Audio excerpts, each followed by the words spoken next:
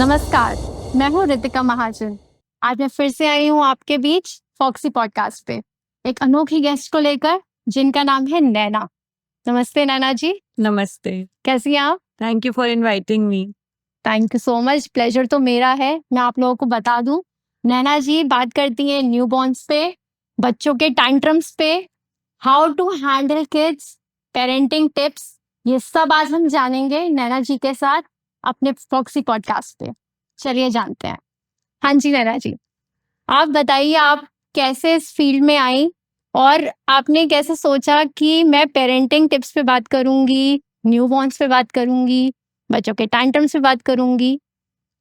Actually when my son was born तो COVID का time था उस जी टाइम पे। सो थिंग वाज दैट कि एज न्यू पेरेंट्स हम लोग उतनी नॉलेज हमें नहीं होती है and they are also various kind of myths जो हमारी सोसाइटी में एग्जिस्ट करते हैं, जैसे कि हनी देना at the time of the birth, काजल लगाना बच्चों को, टैल्कम पाउडर। सो ये सब चीज़ें न्यू पेरेंट्स को नहीं पता होती और कहीं ना कहीं वो इन मिथ्स के ट्रैप में फंस जाते हैं। जैसे घुट्टी, ग्राइप वाटर, ये सब चीज़ें बहुत कॉमन है और ये सब चीज़ें हमें नहीं देनी चाहिए। सो एक अवेयरनेस कहीं ना कहीं मुझे लगा मिसिंग थी, जी जो मेरे टाइम पे अगर होती तो I would have dealt parenting in a better way.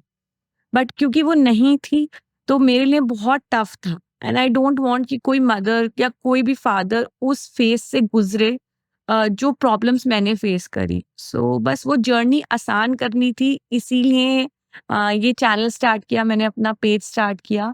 So I started with YouTube, then I shifted to Instagram and I hope I am helping parents जो वीडियोस देख रहे हैं मेरी, उनको थोड़ी मदद मिले। इवन अगर एक पेरेंट भी बोलता है कि आपकी इस चीज़ से मुझे हेल्प हुई तो वो भी एक बहुत बड़ा रिवॉर्ड होता है।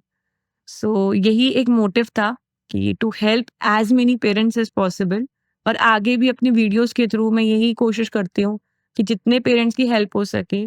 And therefore I also open a free personal session कि आपको कुछ भी पूछना है तो आप डीएम कर सकते हैं, व्हाट्सएप ज्वाइन कर सकते हैं कि दैट्स फ्री ऑफ कॉस्ट, तो आप कभी भी कितना भी पूछ सकते हैं। तो as much as I can help parents किसी भी फेस में, चाहे वो न्यूबॉर्न हो, चाहे वो टॉडलर फेस हो, चाहे वो प्री स्कूलर फेस हो। So I try my best to help parents. जैसे आपने अपना जर्नी बताया मुझे कि न्यूबॉर्न्स के लिए होता है, टॉडलर के लिए होता है, आपको क्या लगता है सबसे बड़ा चैलेंज क्या होता है बच्चों के साथ एज अ पेरेंट? सबसे बड़ा चैलेंज जब बच्चे like if we talk about the phases, तो जैसे न्यूबॉर्न फेस है, हैंडलिंग बहुत बड़ा चैलेंज है। हमें नहीं पता होता हमारा बच्चा क्यों रो रहा है, स्पेशली अगर आप फर्स्ट टाइम पेरेंट हो, कॉलिक की वजह से रो रहा है, डिस्कम्फर्ट हो रहा है, या और भी बहुत सारे इश्यूज होते हैं जो न्यूबॉर्न बेबीज को होते हैं। Then when they start solids, वो एक नई जर्नी है क्योंकि बच्चे को कितना खिलाना है, किस तरीके से खिलाना है, कौन सी टाइप की वीनिंग यूज करनी है, traditional weaning, baby led weaning. ये प्री हैंड नॉलेज, ये रिसर्च होना बहुत ज़रूरी होता है एज पेरेंट्स, बिकॉज तभी हम पता कर पाएंगे हम ठीक तरीके से खिलाएं कैसे। Because eating is also an important characteristic. बच्चा पिकी ईटर भी बन सकता है अगर हमने ठीक से नहीं किया। And it is being said कि 9 मंथ्स तक जो टेस्ट बर्ड्स होते हैं बच्चे के, वो बहुत डेवलप हो रहे होते हैं। तो जितने नए फूड्स आप दोगे उतना हेल्प होती है। फिर उसके बाद जब हम टॉडलर फेज में मूव करते हैं, अराउंड जब बच्चा चलने लगता है, भागने लगता है, तो फिर और नए चैलेंज आते हैं बच्चे में। एक इमोशनल इंटेलिजेंस डेवलप करना, उनको टैंट्रम्स हैंडल करना, बिकॉज टेम्पर टैंट्रम शुरू हो जाते हैं, बिकॉज बच्चे नहीं समझते, उनको लगता है whatever they are doing is correct, उनको क्यों रोक रहे हैं, वो लॉजिक क्या है उसके पीछे, क्योंकि उनका प्री फ्रंटल कॉर्टेक्स डेवलप नहीं होता। फिर when they start school, that is another challenge. उसमें सेपरेशन एंजाइटी आती है, पहली बार घर से दूर जाता है बच्चा, माँ बाप से दूर जाता है, तो उसको सेटल होने में, और ये भी बहुत चैलेंजिंग फेस होता है बच्चों के लिए। सो इस तरीके से अलग अलग फेस होते हैं, अलग अलग फेसेस के अलग अलग चैलेंजेस होते हैं। तो 5 years तक बच्चे बहुत रैपिड पेस में डेवलप कर रहे होते हैं और बहुत चेंजेस आ रहे होते हैं उनके अंदर। तो उन चैलेंजेस को प्रॉपरली कोप करने के लिए हर पेरेंट को रिसर्च करना बहुत ज़रूरी है, एंड रिसर्च भी ऐसी जो आपको सूट करे। सो ये आपने चैलेंजेस बताए एज अ न्यूबॉर्न टॉडलर, सो आजकल का जो मेरे को लगता है, बिकॉज मैं भी एक पेरेंट हूँ, सो आई फील सबसे बड़ा पेरेंट्स का जो चैलेंज है वो है बच्चों के tantrums and the screen time. आपका उस पे क्या टेक है, आप क्या समझते हो? Actually, there are three monsters in our society at the current stage, जिसमें screen is one of them. Junk food, screen, बच्चों का ज़्यादा इंडोर्स रहना, ये तीन मेजर जो बेसिकली मॉन्स्टर्स हैं that are affecting our children nowadays. Tantrums basically बच्चों के स्टार्ट होते हैं when they are around 18 months, क्योंकि तब बच्चे कुछ कुछ बोलना भी सीखते हैं, वो समझना सीखते हैं चीज़ों को, अपनी सराउंडिंग्स को, लेकिन उन्हें एक्सप्रेस करना नहीं आता। कि अगर उन्हें मान लीजिए कोई फ्रूट भूख लगी है, फ्रूट चाहिए, खाना खाना है, कैसे बोलेगा बच्चा? तो वो रो के बोलता है। कई बार भूख इतनी बढ़ जाती है कि बच्चे को समझ नहीं आता कि वो रिएक्ट कैसे करे, तो वही रोना टैंट्रम में कन्वर्ट हो जाता है एंड फिर उसको हैंडल करना वो अपने आप में एक नया चैलेंज है। सो टैंट्रम का सबसे बड़ा रीजन यही होता है कि बच्चों को अपने आप को एक्सप्रेस करना नहीं आता, क्योंकि उनके पास वर्ड्स नहीं होते हैं कि उनको भूख लग रही है, नींद आ रही है, टायर्ड हो गए हैं, ओवर स्टिमुलेशन है, बहुत सारी चीज़ें होती हैं जिसकी वजह से बच्चे क्रैंकी होते हैं। कई बार आपने देखा होगा, हम किसी शादी से आते हैं, एकदम से बच्चे रोने लग जाते हैं क्योंकि इतनी लाउड नॉइजेस होती हैं कि बच्चे ओवर स्टिमुलेट हो जाते हैं। फिर स्क्रीन एक बहुत बड़ा कारण है जो टैंट्रम्स को ऐड ऑन करता है, क्योंकि स्क्रीन एक अलग दुनिया है जहाँ पे फास्ट पेस कार्टून्स हैं, एनिमेटेड वीडियोस हैं, वहाँ पे आप एक अलग दुनिया देख रहे हो। जैसे जो फूल पत्ती आप एनिमेटेड कार्टून्स में देखोगे रियल वर्ल्ड में नहीं है, बच्चा कनेक्ट ही नहीं कर पाता। तो जो एक्सेसिव स्क्रीन टाइम देखते हैं उनके लिए वही एक दुनिया बन जाती है, so they don't want to come out that world. तो वो एक हैंडल करना वो अपने आप में एक चैलेंज है। वो एक बाउंड्री सेट करना कि आपको कितना देखना है, कौन से कार्टून्स देखने हैं, आई गेस ये हर पेरेंट की रिस्पॉन्सिबिलिटी है। And American Academy of pediatricians strictly avoid करते हैं 2 years तक no screen time, any kind of screen time, only video calls, family members को दैट इज अलाउड, क्योंकि वो बच्चे के कॉग्निटिव और जो डेवलपमेंटल एज है उस पर बहुत इफेक्ट डालते हैं, बच्चों के जो ब्रेन डेवलपमेंट पे। तो ये स्क्रीन एक बच्चों का सबसे बड़ा वो है challenge. And if I see around me, आजकल हर बच्चा स्क्रीन पे है। खाना खाना है तो स्क्रीन, स्कूल के लिए तैयार हो रहे हैं बच्चे तो स्क्रीन, क्योंकि पेरेंट्स को डिस्ट्रैक्शन चाहिए, वो डिस्ट्रैक्शन स्क्रीन होता है। तो कहीं ना कहीं हमने अपनी कन्वीनियंस के लिए भी बना लिया है कि अरे ठीक है ना, रो रहा है कोई बात नहीं, स्क्रीन दे दो, चुप हो जाएगा। वो चीज नहीं होनी चाहिए। They are better ways to handle it than screen. तो 2 years तक तो नो स्क्रीन, उसके बाद 5 years तक, 2 to 5 years तक भी 40 से 45 मिनट्स तक ज्यादा स्क्रीन नहीं होना चाहिए। सो इसमें पेरेंट्स को आप क्या टिप्स देना चाहोगे कि आप स्क्रीन की बजाय ये कर सकते हो या ये कर सकते हो, इससे शायद आपका बच्चा एंगेज हो जाए? देखो, जब 2 years तक वैसे भी बच्चे के पास पूरे दिन में अराउंड 6 to 7 एक्टिव आवर्स होते हैं जब बच्चा खेलने वाला होता है।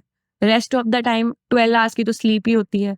फिर आप खाना वाना सब मिला के बच्चे के पास 5 to 6 वो भी फ्रेगमेंटेड होते हैं, जिसमें आप बच्चे को फिजिकल एक्टिविटीज के लिए पार्क ले जा सकते हो, आप बहुत सारी एक्टिविटीज कर सकते हो बच्चे के साथ, जैसे कि एज अप्रोप्रिएट टॉयज होते हैं, इवन हाउस होल्ड चोर्स, ये सबसे ज्यादा नेग्लेक्टेड टॉपिक है। And according to one research, आप कुछ भी मत करो, अगर अपने घर के कामों में भी आप बच्चे को लगा रहे हो ना, वो सबसे ज्यादा ब्रेन डेवलप करता है, क्योंकि वो बच्चे को एम्पैथी सिखाता है, वो बच्चे को पार्टिसिपेट करना सिखाता है, उसको एक सेल्फ वर्थ का वो देता है फील कि okay I am also the part of this family. और बच्चे बहुत सेल्फलेस होते हैं, उनको आप बोलोगे ना क्लीन करने के लिए, वो ये नहीं सोचेंगे ये छोटा है बड़ा है, उनको अच्छा लगेगा। तो जैसे आप किचन में काम कर रहे हो तो गिव देम एज अप्रोप्रिएट, जैसे कि मेरी बेटी है, शी इज 2, तो मैं उसको बर्तन दे देती हूँ, वो बहुत खुशी से पानी ट्रांसफर करती रहती है, इतनी देर में खाना बन जाता है। So just 2 bowls and a glass of water, आधे घंटे तक एंगेज करने के लिए बच्चे को काफी होता है। तो इट्स नॉट नेसेसरी कि आप एक्सपेंसिव टॉयज में इन्वेस्ट करो, आप सिर्फ वो बच्चे को घर के कामों में भी अगर आप लगाओगे, जैसे मशीन में कपड़े डालना है, छोटे छोटे काम, प्लांट्स में पानी डालना है, बहुत तो छोटी छोटी बहुत चीजें छोटी हैं, छोटी बट चीजें हैं ये सब। तो ये ना स्क्रीन एक साइकोलॉजी है अकॉर्डिंग टू मी, जहां आप सोच लोगे ना कि मुझे नहीं देना है, तो you will automatically come with 1000 ways. जैसे उस दिन मेरा बेटा फेविकॉल से कुछ क्राफ्ट कर रहा था and my daughter thought of a way to peel it. दोनों बैठ के आधे घंटे तक उसको फेविकॉल ही निकाल रहे थे वहां पे से, क्योंकि हाथ में वो चिपक जाती है तो वो एक ना पील करने के लिए, तो वो एक नई एक्टिविटी एक बन नई गई है। एक्टिविटी नया गेम। हाँ, बिंदी दे सकते हो, very good fine motor skills, bindi चिपकाना, Correct. बच्चा लगा रहेगा, उसको नया इंटरेस्टिंग चीज मिलेगी। कैप्स ओपन करना अलग अलग तरीके के, जी, ऐसे यहाँ बहुत पे सारी चीजें हैं। नैना जी मैं आपसे एक क्वेश्चन और इसी में ऐड ऑन है कि जैसे आजकल हमारे टाइम पे तो हम कुछ गलती भी करते थे, मम्मी पापा एक चपत भी लगा देते थे, हाँ, है ना। आजकल के टाइम पे it has become a question of emotional question hmm, कि बच्चे का मेंटली उसको वो नहीं होना चाहिए, मतलब लाइक आप हम्म, उसको हैम्पर मत करो, उसको हम्म, चांटा नहीं मारो, उसको पीटो मत, ये मत करो, वो मत करो, ऐसे मत करो, ऐसे मत बोलो, टोको मत, इफ ही इज टॉकिंग उसके बीच में मत बोलो। आपको लगता है this way of parenting is a good parenting? मतलब आपका क्या इस पे से है? एक्चुअली एक नया टर्म कॉइन हुआ है जिसको हम बोलते हैं जेंटल पेरेंटिंग। लोगों Okay. ने कहीं ना कहीं उसको ना ट्विस्ट कर दिया है। Parenting should be with boundaries. क्या है? हमें भी अपनी बाउंड्रीज रखनी चाहिए, बच्चों को भी अपनी बाउंड्रीज रखनी चाहिए। हिटिंग एंड येलिंग तो स्ट्रिक्ट नो है, क्योंकि उससे बच्चे का मेंटल हेल्थ बहुत इफेक्ट होता है। अगर आप बच्चे पे चिल्लाते हो या मारते हो तो एक लाइफ टाइम स्कार उसके ऊपर रह जाता है। फिर वो आपसे यार शेयर नहीं करेगा आके कि ठीक है मम्मा तो मारती है ना, मैं क्यों बोलूं मम्मा को जाके। वो अपने जोन में चला जाएगा। और ये अभी नहीं, बाकी टीनेज फेस में दिखती हैं। आप जैसा ट्रीट अभी करोगे बच्चे को, लाइक 5 ईयर किड को आप जो सीख दोगे, जैसा ट्रीट करोगे, वो आपको आगे जाके दिखेगा। आप मेंटली स्ट्रांग बनाना चाहते हो बच्चे को, उसका इमोशनल क्वोशिएंट डेवलप करना चाहते हो, तो उसके अंदर एम्पैथी जनरेट करना बहुत जरूरी है। एम्पैथी अपने फैमिली मेंबर्स की तरफ, अपनी सराउंडिंग्स की तरफ, प्लांट्स की तरफ। उसको प्लांट्स में पानी डालना एक अपने आप में बहुत अच्छी इमोशनल क्वेश्चन की एक्टिविटी है।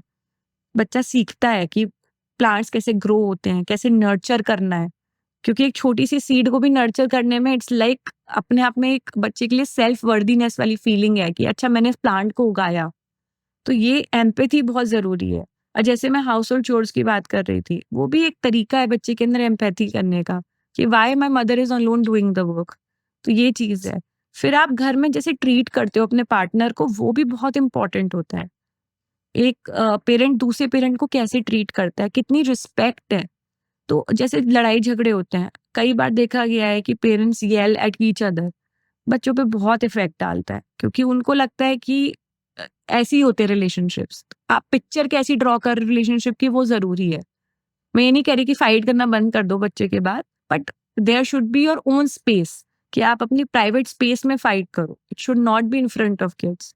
तो kids should not be a part of it. फिर हम क्या करते हैं, हम बच्चों को सिखाते हैं प्लीज, थैंक यू, सॉरी, खुद नहीं करते। I was about to say this, हम हाँ, सिखाते हैं, पढ़ाते हैं, हाँ, but what are we doing as a parent? हाँ, वही कि जैसे अगर बच्चे ने, हमने कुछ गलती कर दी एज अ ह्यूमन बीइंग, कभी कभी हम भी चिल्ला देते हैं out of frustration. Do we say sorry कि सॉरी बेटा, आज मम्मा थोड़ा सा ऐसे हो गई, it's sorry, next time I try my best कि मैं अपने आप को थोड़ा सा कंट्रोल करूं और आप पे ना चिल्लाऊं। या फिर थैंक यू, आपने ये किया आज। इवन हम आसानी से बोल देते हैं गुड जॉब। गुड जॉब को कहने के भी बहुत तरीके हैं, देयर आर मेनी फ्रेजेस कि प्रोसेस पे जाना चाहिए इंस्टेड ऑफ कि जस्ट गुड जॉब। एक बहुत वेग टर्म है कि आपने आज ड्राइंग बनाई, आपने कितना एफर्ट डाला। आप इस सेंटेंस में कितनी पावर है, बच्चे को समझ में आएगा कि मैंने एफर्ट डाल के ड्राइंग बनाई और मम्मा ने वो एफर्ट देखा है मेरा ना। पजल ज्वाइन करने में आपका फोकस इंप्रूव हुआ है या आपकी राइटिंग इंप्रूव हुई है, तो बच्चे को समझ में आएगा वो प्रोसेस कि मम्मा ने नोटिस किया कि मैंने इतनी मेहनत करके ड्राइंग बनाई, पजल बनाया, या मेरी राइटिंग ऐसी थी और अब ऐसी हुई है, तो वो हार्ड वर्क मेरा मम्मा को दिखा। तो वो ये बहुत छोटी छोटी चीजें हैं जो हम अपनी पेरेंटिंग में इंक्लूड कर सकते हैं। तो ये जो हम बातें कर रहे हैं, ये क्या वर्किंग लेडीज के ऊपर भी हाँ, बिल्कुल। लागू होती है? Because they have very limited time to be at home, to be with their kids. Actually that's what I was saying कि क्वालिटी टाइम ज्यादा इंपॉर्टेंट है as compare to quantity time. आप कितना टाइम स्पेंड कर रहे हो kids के साथ, उससे अच्छा आप कितना क्वालिटी टाइम दे रहे हो। जिसमें कोई डिस्ट्रैक्शन नहीं है, सिर्फ आप और आपका बच्चा है, तो बच्चे के लिए 20 मिनट से 25 मिनट भी ना पूरे फुलफिलिंग होते हैं कि ओके, आज मैंने मम्मा के साथ ये नई एक्टिविटी करी है, सो ये चीज़ है।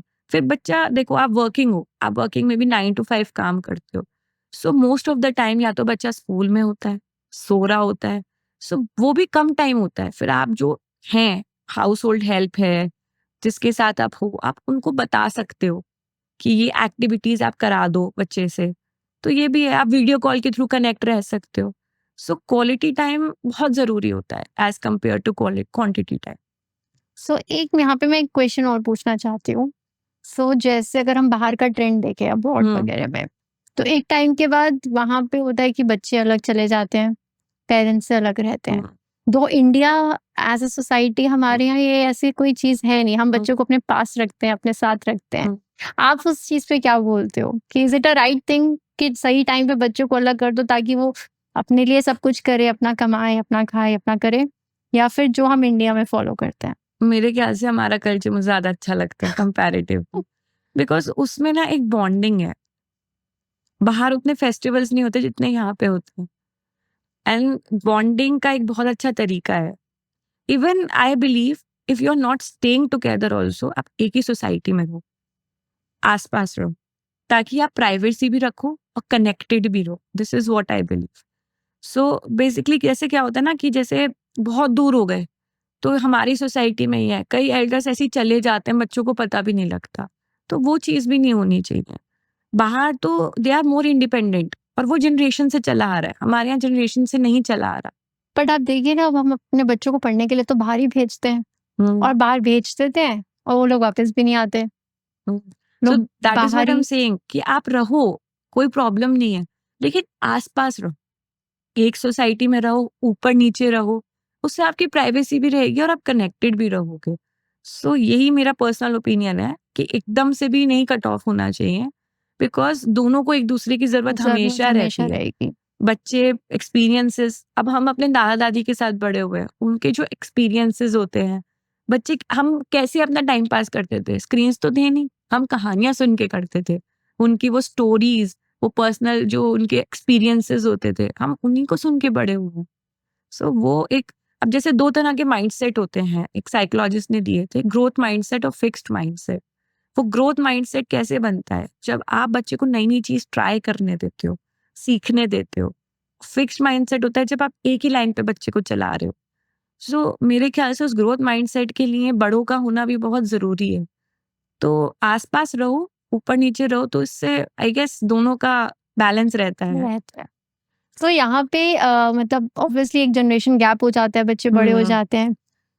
तो अभी की जनरेशन में और पहले की जनरेशन में आपको क्या डिफरेंस लगता है पेरेंटिंग स्टाइल में?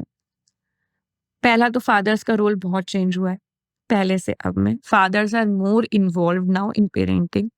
आप हॉस्पिटल विजिट्स पे चले जाओ, वैक्सीनेशन होता है बच्चे का, कोई अवार्ड फंक्शन होता है, पीटीएम होती है, both parents are equally available and equally involved.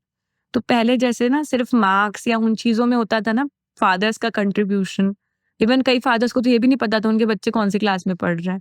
सो अब वो चीज़ें चेंज हो गई हैं, and kids are also more open कि वो बता सकते हैं, वो शेयर कर सकते हैं। लाइक मेरा बेटा स्कूल से आता है तो वो अपने फादर से भी इक्वली शेयर करता है कि पापा आज ये हुआ, एंड अब उसको कुछ चाहिए होता है ना, उसको मेरे थ्रू नहीं जाना पड़ता। तो उसके पास, उसको पता है कि वो अपने फादर से इतना ओपनली बोल सकता है सो एक कि कनेक्शन हाँ, जो शायद एक पहले मिसिंग था, हाँ। और अब फादर्स ने भी एफर्ट डाला है वो बिल्ड करने का बच्चों के साथ। अब जैसे पहले हम स्कूल में होते थे, कुछ भी होता था, we hardly tell at home, नहीं बताते थे, क्योंकि Absolutely. हमारे पेरेंट्स और हमारे बीच में एक बाउंड्री थी, एक गैप था। तो कई बार बच्चे बुली भी होते थे स्कूल में। वो एक मेंटल बैगेज लेके चलते थे, लेकिन वो कभी शेयर नहीं करते थे। बट टुडे क्योंकि मेंटल अवेयरनेस इतनी बढ़ गई है, और इसमें हमारे पेरेंट्स की भी गलती नहीं है, क्योंकि उन्होंने वैसे ही हमें रेज़ किया है जैसे उनके पेरेंट्स ने रेज़ किया है। तब मेंटल अवेयरनेस थी नहीं उतनी। बट आज क्योंकि मेंटल अवेयरनेस है, हमें पता है, इवन तब के बच्चे आज एंग्जायटी, डिप्रेशन जैसे इश्यूज से एडल्टहुड में जूझ रहे हैं।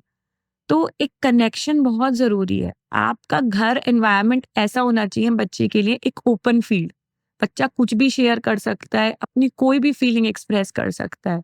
वो गुस्सा हो सकता है, वो फ्रस्ट्रेट हो सकता है, कुछ भी कर सकता है वो, क्योंकि वो उसका अपना घर है। तो इतनी हमें ओपननेस बच्चे को ज़रूर देनी चाहिए। यहाँ पे एक क्वेश्चन मेरे माइंड में आ रहा है नैना जी। जैसे हमने देखते हैं कि बच्चे तैयारी करते हैं 10th के बाद आगे फर्दर एग्जाम्स की, देन आपका 10th में मार्क्स अच्छे आए नहीं आए या 12th में मार्क्स अच्छे आए नहीं आए, कई बच्चे सुसाइड भी कर लेते हैं, है ना? सिलेक्शन नहीं होता, बहुत डिप्रेस हो जाता है, एंजाइटी। आपकी एंजाइटी के ऊपर ही मुझे एक क्वेश्चन क्लिक किया। तो आपको क्या लगता है वहां पे क्या पेरेंट्स का वो इंटरेक्शन बच्चे के साथ एक पॉइंट रहा कि जहाँ पे उसने सोचा कि मैं सुसाइड कर लूं? Connection missing.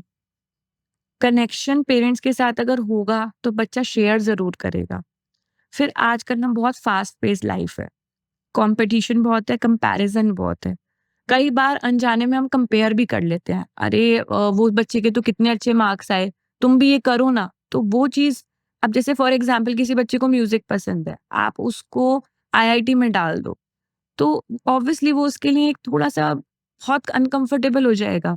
बच्चे सुसाइड कर लेते हैं, उन्हें लगता है हम अपने माँ-बाप के एक्सपेक्टेशंस पे खरे नहीं उतरे। उन्होंने तो इतना एक्सपेक्ट किया हमसे और हमने क्या किया उनके साथ। तो वो एक कनेक्ट है। हमें हमें बच्चों को ना बचपन से ये नहीं सिखाना चाहिए हर चीज़ में कि तुम फर्स्ट आओ, खाना खा लो, जल्दी-जल्दी फर्स्ट आना है। वो एक बच्चे के अंदर एक फीलिंग डाल देती है कि अगर मैं फर्स्ट नहीं आऊँगा, और ये टॉपर्स के साथ सबसे बड़ी प्रॉब्लम होती है। इवन हमारे टाइम पे भी उनके ऊपर इतनी एक्सपेक्टेशन होती है, everybody is watching them. Teachers हों, पेरेंट्स हों, इवन दूसरे पेरेंट्स भी, क्योंकि उनका एग्ज़ाम्पल दिया जाता है। तो इतनी एक्सपेक्टेशन होती है, इतना कंपैरिज़न होता है, तो कहीं न कहीं टॉपर्स को लगता है कि हमें कुछ ना कुछ करना ही पड़ेगा।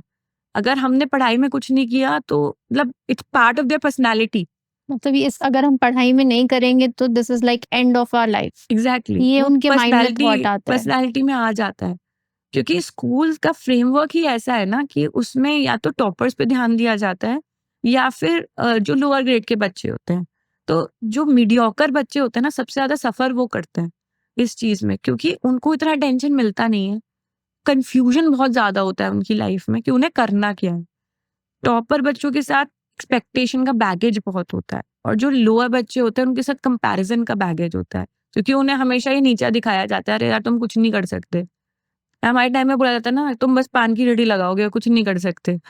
ऐसी ऐसी चीजें बोली जाती थी ना कि तुम सिर्फ सब्जी का ठेला लगा सकते हो, पढ़ाई लिखाई तुम्हारे बस की बात बस की नहीं है। बात नहीं है। तो वो चीज, parents should be very careful when they say anything in front of the kids. अपने वर्ड्स बहुत लॉजिकली और बहुत करेक्टली चूज करना बहुत जरूरी है। अगर आपको उस सिचुएशन के लिए सोल्यूशन नहीं मिल रहा है तो आप चले जाओ उस सिचुएशन से, बाद में आके उसको डील करो या फिर किसी से पूछो या रिसर्च करके करो, बट उस टाइम पे इम्पल्सिव रिएक्ट मत करो। तुम्हें नहीं पता ना उस इम्पल्सिव रिएक्शन का बच्चे पे क्या फर्क पड़ रहा है।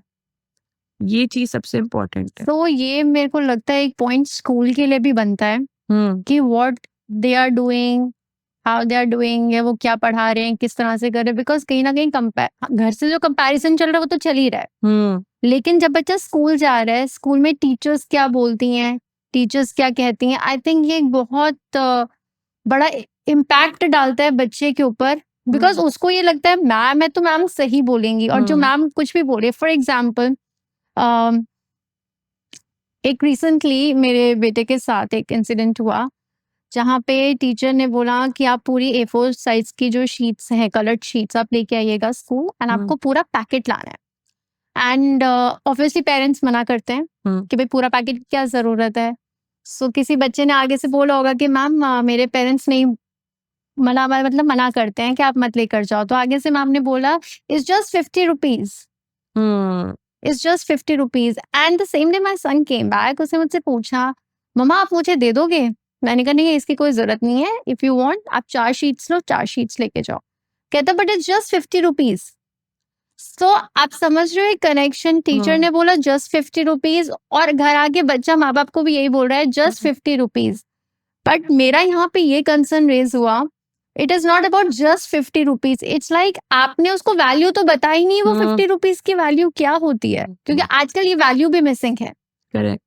एक्चुअली हम ना वो कंट्रोल नहीं कर सकते जो हमारे बच्चे बाहर के एनवायरनमेंट, क्योंकि हर क्लास डिफरेंट होगी। जब जब बच्चा प्रोग्रेस करेगा, यू नेवर नो कौन सी टीचर आपको कैसी मिले। सबका पेस आपकी तरह हो, सबका माइंडसेट आपकी तरह हो। इसीलिए हमें कोशिश करनी है जो वैल्यूज और जो चीजें हम बच्चों को घर पे सिखा रहे हैं उनका होल्ड बहुत स्ट्रांग हो, क्योंकि कोई और बोलेगा उसका इन्फ्लुएंस शायद 1 दिन रहेगा, 2 दिन रहेगा, बट हम जो बोलेंगे एज पेरेंट्स उसका इन्फ्लुएंस उनके ऊपर लाइफ टाइम रहेगा। तो जैसे आपने बोला, अगर आप राइट टाइम पे उसको सिखा दोगे सही चीज, तो वो भूल जाएगा, वो वैल्यू पे ज्यादा ध्यान रहेगा। क्योंकि पेरेंट्स अल्टीमेटली सबसे इंपॉर्टेंट होते हैं, क्योंकि बच्चा ज्यादातर टाइम उनके साथ ही स्पेंड करता है। हालांकि स्कूल की भी रिस्पॉन्सिबिलिटी होती है, लेकिन हम हर सब कुछ कंट्रोल नहीं कर सकते। अब ऐसे बहुत सारे स्कूल्स हैं जिसमें अलग तरीके से डील किया जाता है बच्चों को। मारना खत्म हो गया है, लेकिन फिर मारना भी तो बिल्कुल खत्म हो चुका है। थ्रू वर्ड्स हार्शनेस है अभी भी कहीं ना कहीं। जो बच्चे कमजोर हैं उनके लिए हार्शनेस अभी भी है। So it's just not physical hit, mental hit भी है कहीं ना कहीं, कि तुम ये करके क्यों नहीं लाए, तुम्हें ये करना चाहिए था, या तुम यहाँ नहीं बैठोगे ना तो मैं तुमको स्टार नहीं दूंगी। ये जो छोटी छोटी चीजें है ना, कि तुमने अगर ये काम पूरा नहीं किया ना तो तुम्हें फिर मैं घर पे मम्मी को फोन करके बताऊंगी कि तुम काम नहीं करते हो या तुम अच्छा काम नहीं करते हो। तो ये बहुत छोटी छोटी चीजें हैं जो बच्चों पे बहुत इम्पैक्ट है। सो दोस्तों, आप देख रहे हो जो आज हमने डिस्कशन किया, इसमें हमने स्कूल की भी बात करी, पेरेंटिंग की भी बात करी, और सबसे जो इम्पोर्टेंट आउटकम निकला वो ये है, एज अ पेरेंट तब भी हम ही पहले बंदे हैं जिसकी बात वो सुनेंगे, वो समझेंगे, और जिसकी बातें उनके माइंड में रहेंगी। तो बाकी दुनिया चाहे कुछ भी बोले, आपको अपने घर की दीवारें इतनी स्ट्रांग रखनी है कि Correct. कम से कम बच्चा जो है वो सिर्फ आप ही की बात सुने और आप ही की बात समझे। जैसा कि नाना जी ने बोला कि बाहर वालों की बात तो वो 1 दिन में सुन के भी भूल जाएगा, विच इज एब्सोल्युटली करेक्ट। क्योंकि जब मैंने अपने बच्चे से बात की तो उसके बाद उसने मुझे दोबारा ये बात नहीं रिपीट की। तो आई थिंक कहीं ना कहीं हमारी टेक्निक्स, हमारी जो इंफॉर्मेशन जो हम बच्चे को देते हैं वो इतनी स्ट्रांग होनी चाहिए कि बच्चा उसको होल्ड ऑन कर सके अच्छे से। क्योंकि हम बचपन से जानते हैं ना, बच्चा तब से हमारे साथ है जब से वो बोलना भी नहीं सीखा।